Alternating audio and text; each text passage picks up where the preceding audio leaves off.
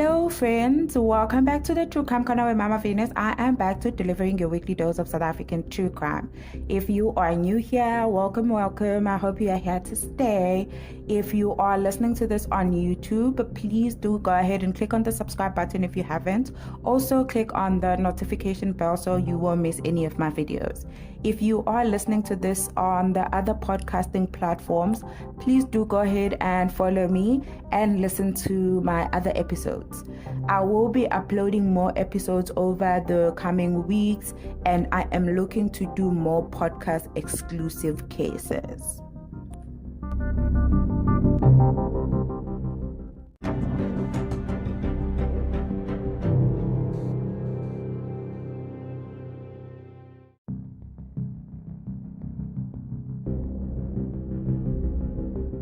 So guys, this is part 2 of the Thabo Bester of it all, the story of a man who has scammed all of us as South Africans. A couple of days ago, a week ago, I posted part 1 talking about his crimes leading up to his arrest and a conviction back in 2012. I will link it in the description box below so you can watch it if you haven't.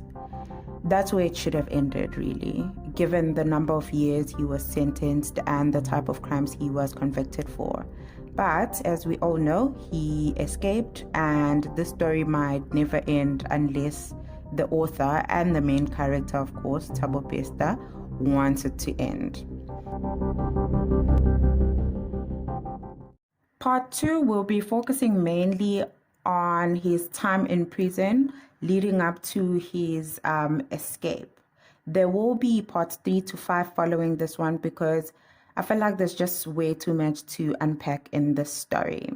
So without wasting too much time, let us begin. After sentencing, Thabo Bester would end up in Mangaung maximum security prison in Bloemfontein.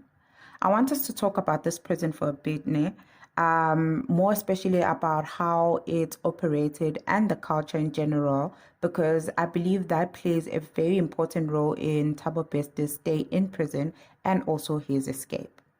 According to the Department of Correctional Services, there's currently 243 correctional centers here in South Africa. The norm is that all those correctional centers are operated and overseen by the government. However, there are 2 prisons here in South Africa that are privately operated. It is the Kutama Sintumule Correctional Center and the Mangaung Correctional Center where Thabo Bester was serving his sentence. Around the year 2000, a tender had gone out where the government was looking for private security firms to partner with in running these 2 prisons. I'm not sure of the reasons why, but we probably would never know. Then on the 24th of March 2000, a 25-year contract was awarded to the British security firm G4S to run the Mangaung prison. And on the 16th of August 2000, the American private corrections company GEO was awarded its own 25-year contract to run the Kutama Sintumule prison. G4S would later partner with a local corrections firm called Mangaung Correctional Contracts, the MCC, and GEO partnered with the South African Custodial Services, SACS, of which is also a local corrections firm. I suspect these were the stipulations made in their contracts that they must partner with a local firm, but I could be wrong. Right after the contracts were signed, problems and complaints started surfacing, of which I believe was a bad sign already, and it was some sort of an indicator for the chaos that was about to come. So what had happened was there were 3 Department of Correctional Services officials who led the negotiations to this contract with G4S and GEO, and they are said to have done the government pretty dirty. The contracts were completely in favor of these foreign companies, and the government was left to pay an estimated 1 billion rand a month for about 6,000 inmates who were incarcerated in this prison. It didn't end there, right? Right after the contracts were awarded, 2 of those 3 officials went and joined these companies, G4S and GEO, as the managing directors of the 2 prisons. Mangaung and Kutama prison would later be brought into a number of scandals involving the abuse of prisoners and violation of their rights. There's even a book written by Ruth Hopkins titled The Misery Merchants: Life and Death in Private South African Prison. This book details the alleged corruption and cover-ups of human rights in Mangaung. It got so bad that at some point, these two prisons received fines because of their questionable operations. Mangaung was fined about 748,000 and Kutama prison was fined about 1.5 million for all the violations they had committed against their contracts with the government. That's the brief summary of the Mangaung prison operations. I just wanted to give you a brief background so you may understand the corruption undertones of the prison that Thabo Bester would end up serving his sentence in. And with this type of background, I am not entirely shocked why Thabo Bester would thrive in this type of an environment. I couldn't find any reliable sources about Thabo Bester's early years in prison, but I suspect he spent this capitalizing on his conman skills and rallying people to his side so he could continue with his scammer ways. I am saying this because there's no way he would have been able to run an entire media company for months while he's behind bars and escape prison if he didn't have the right people in his pocket and the money, which is an entire mystery on its own. Years into his prison term, Thabo Bester, with the help of a person by the name of Phumuzo Tenga, created a number of companies, and one of them was a media company by the name of 21st Century Media. This company would claim to be a subsidiary of the 21st Century Fox, the American multinational mass media and entertainment company.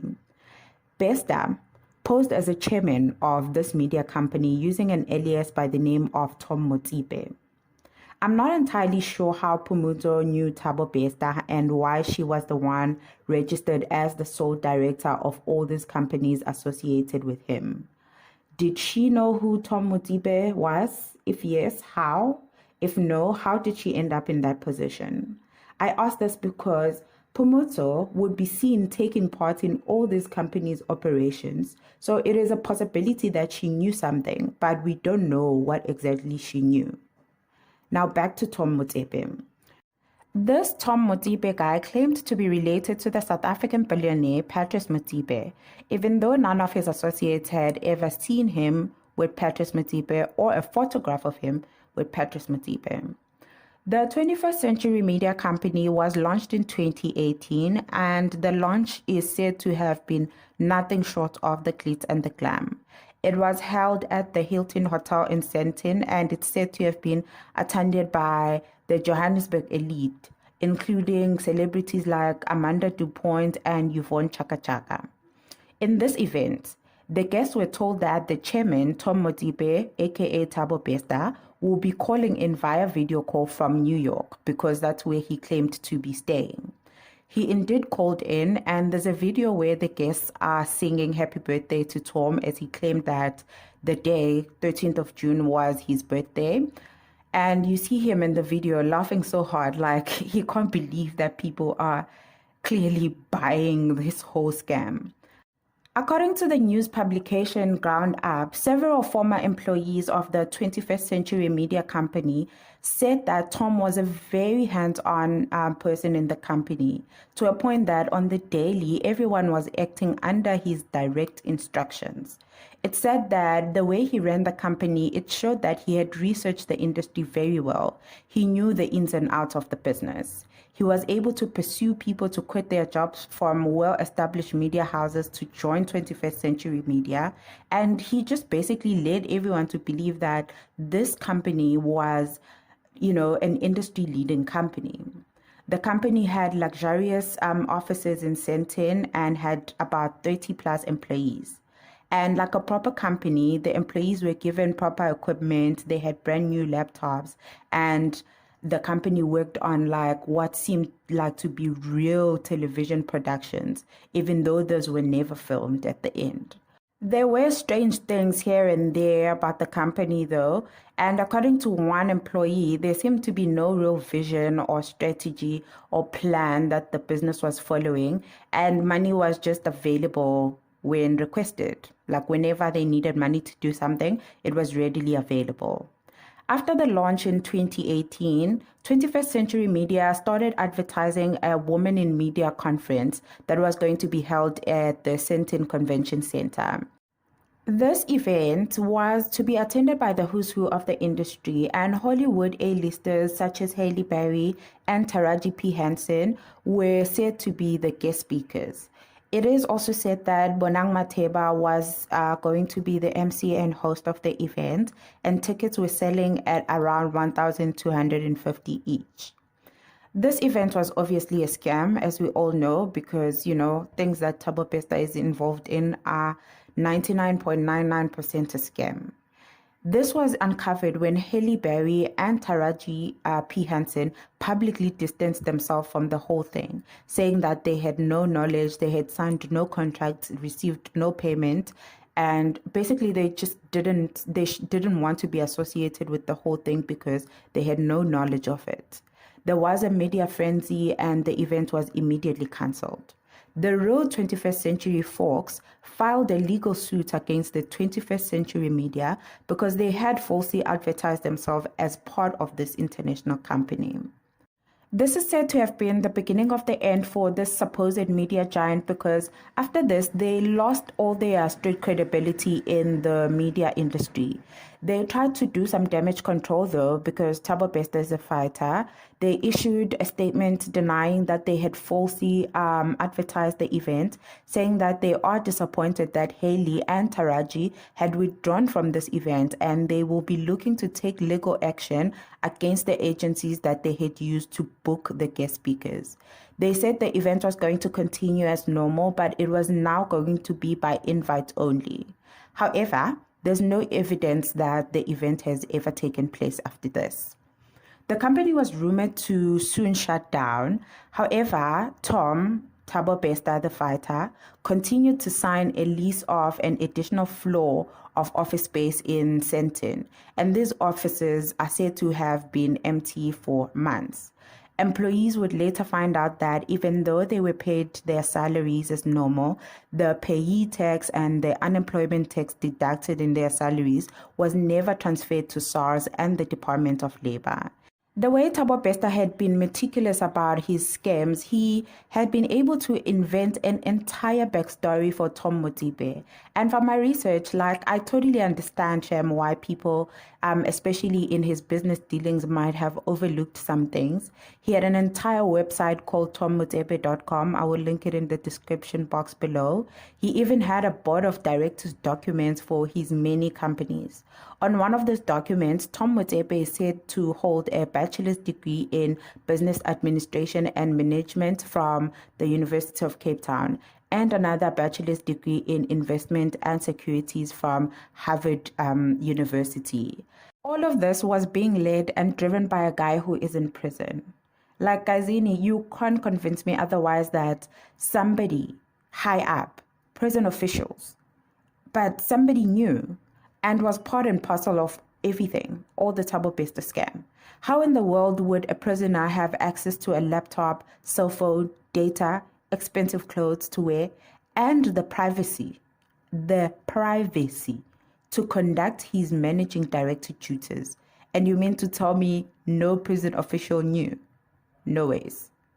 After all of this, though, I am not shocked about his escape. There are many other reports that Thabo Bester may have been studying via Damelin while he was still in prison and that he was involved in many other companies besides the ones that we have spoken about here. However, in the interest of time, we will move on to talk about what would become his fake death, aka his escape. On the 3rd of May 2022, a newspaper article reported that the Department of Correctional Services has confirmed that Thabo Bester was found dead in his single cell at the Mangaung Correctional Center in Bloemfontein, and this had taken place around 3:35 a.m. The spokesperson of the Department of Correctional Services at the time confirmed that his cell had been on fire and that Mr. Bester was found under his burnt mattress and he was burnt beyond recognition.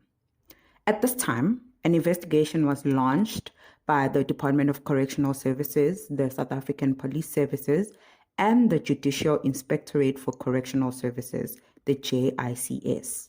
This was to determine whether the fire was started intentionally, and neither suicide nor foul play was ruled out at this point.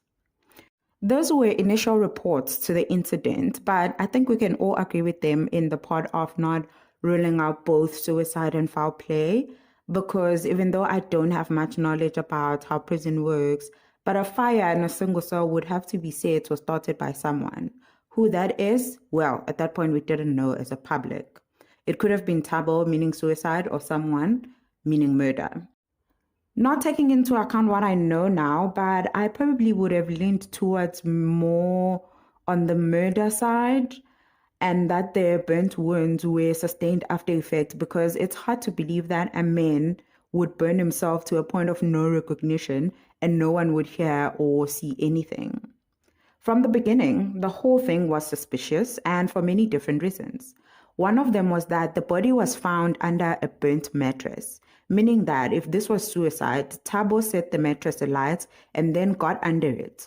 Or he got under the mattress and set it alight. Not sure. As the investigation was unfolding, there were rumors that leading up to this incident, Thabo Bester had complained to the prison management that there was a hit on him. This had taken place apparently because he had failed to pay a protection fee to the members of one of the gangs in the prison. He was then dragged to solitary confinement, maybe as an attempt to protect him, but it's said that he was dragged there kicking and screaming, like the whole thing was against his will. For me, this is strange behavior because you would think solitary confinement is where he would be safer compared to general population because anyone can jump you there. But again, he could have been maybe trying to keep up the appearances to make it seem like he had been forced to go into that cell so that when the fire comes up, then there could be some sort of like explanation. After the fire, the dead body was taken to a government mortuary and an autopsy was conducted. The autopsy report indicated that the dead body had sustained head injuries and there was no smoke inhalation in the airways. This suggested that the person had died before the fire was set alight. The cause of death was listed as head injuries that resulted in brain injuries. This, of course, blew the case open and automatically eliminated the possibility of suicide. The docket was then amended to murder. As the investigation to the alleged murder of Thabo Bester was progressing, more rumors would surface. According to the news publication Ground Up, a source who had allegedly spoken to Bester a few days before the fire said that Bester was uncharacteristically happy, and he was saying things like he will be going away soon, of which was strange to the source because he was serving a life sentence. Even on the day that he had allegedly committed suicide/murdered, it said that there was no commotion or sense of emergency in the way that the prison officials were moving. This for me would also be strange because if a man was burnt alive in a prison cell, it should be a pretty urgent thing for a prison official because you would probably have to account for. But I mean, what do I know? A few days after the fire, a woman who claimed to be Thabo Bester's customary wife claimed the body from the mortuary. This was none other than the celebrity doctor Nandi Gudumana. This woman, just like Pumuto Tenga, plays a pivotal role in the Thabo Bester story. I will be making a video about who she is and the role she plays in Thabo Bester's escape and life outside prison leading up to his rearrest. Now back to the dead body. This poor body went through a lot, to say the least. Nandipa had taken the body to Soweto 3 days after the fire on the 6th of May 2022. The police caught wind of this and they quickly claimed the body back, citing that an investigation was still in progress. Nandipha would go to the Pretoria High Court on the 19th of May 2022, asking that the dead body must be returned to her and that the court must grant her all her rights to do as she sees fit with the body, as she was Thabo Bester's customary wife, and Thabo had no relatives that were still alive at the time. Mind you, during this time, Nandipha had been married to someone else since 2013. We will talk more about this though in the next video. Whilst Nandipha was fighting tooth and nail for this body, another woman who said she is Thabo Bester's biological mother, Messi Mabaso, surfaced, and she was also trying to claim Bester's body. According to Messi, she had heard about Thabo Bester's death on the radio and then went to claim his body because she wanted to bury him. She said that her and Bester didn't have a good relationship, and this can be confirmed by Bester's testimony back in 2011, where he told the court that he was raised by his grandmother as his mother abandoned him at a young age. The grandmother had since passed away at this point. Messi's bid to claim the body failed dismally when the DNA tests were done comparing the dead body to her, and the test did not match, meaning that this was either not Thabo Bester's body or Messi Mabaso was not Thabo Bester's biological mother. At this point, the investigation shifted, and I think neither parties who were involved in all of this had anticipated the surfacing of Thabo Bester's biological mother. Now, the investigation had shifted to finding out if this indeed was Thabo Bester's body. On the 11th of June 2022, a prison warder at Mangaung Prison allegedly sent an email to the Deputy Minister of Correctional Services at the time, asking him if he was aware that Thabo Bester had escaped with assistance from the Mangaung Correctional Center and DCS officials. This email seems to have been ignored because months later, on the 8th of November 2022, this prison warder sent another email expressing his disappointment to the Deputy Minister's lack of action after receiving his email. The warder detailed that it was an open secret that the body found burnt in cell 35 was not that of Thabo Bester. He told the deputy minister that no protocol was followed in the way that the crime scene was handled. He suspected that this was an inside job by the night shift staff. The deputy minister would later deny receiving any of these emails. However, the warder in question was allegedly victimized and would be later moved from Mangaung prison to another prison. Whilst the investigation was still taking place, 2 months after Thabo Bester's death/escape on the 30th of June 2022, a man with very strong resemblance to that of Thabo Bester was photographed shopping in Woolworths in Sandton City. The man had long hair and was wearing sunglasses. He was seen with a woman strongly resembling Nandipha Makutumana. This picture was sent to the news publication Ground Up, and they went back to the Judicial Inspectorate for Correctional Services, one of the organizations who were responsible for investigating the alleged death of Thabo Bester. The GICS told the publication Ground Up that they were still investigating. Throughout this investigation, the security firm responsible for the prison operations in Mangaung, G4S, consistently maintained that Thabo Bester had died in his cell during the night of the fire. In August 2022, the investigation was concluded by the GICS, and the findings were that Thabo Bester had likely escaped lawful custody. In October 2022, an investigation by the South African Police Service reached the same findings, and they all presented these findings to the Department of Correctional Services. However, nothing would be done with these findings until the 24th of March 2023, when the news publication Ground Up uncovered and released the details of Thabo Bester's escape to the public. And they indicated that there had been a cover-up by the officials. This alleged cover-up would later implicate so many people that it low-key makes perfect sense why the Department of Correctional Services never wanted the truth to come out. In fact, it has left a lot of us as South African citizens embarrassed and in disbelief with the amount of brazen corruption and incompetence involved in the whole correctional service system. We will be addressing the findings of the GICS and the South African Police Service in detail in the next video, together with the women who have played an important role in Thabo's prison life, escape, and life outside prison. Okay, guys, this is where we ended with part 2 of the Thabo Bester of it all.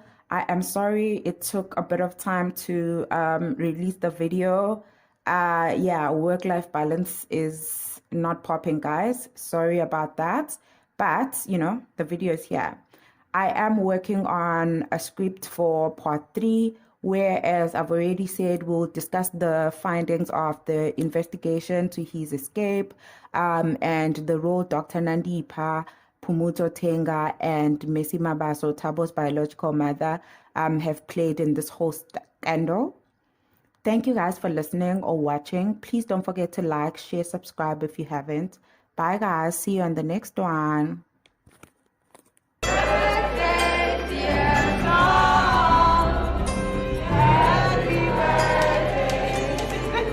We hope you're not crying.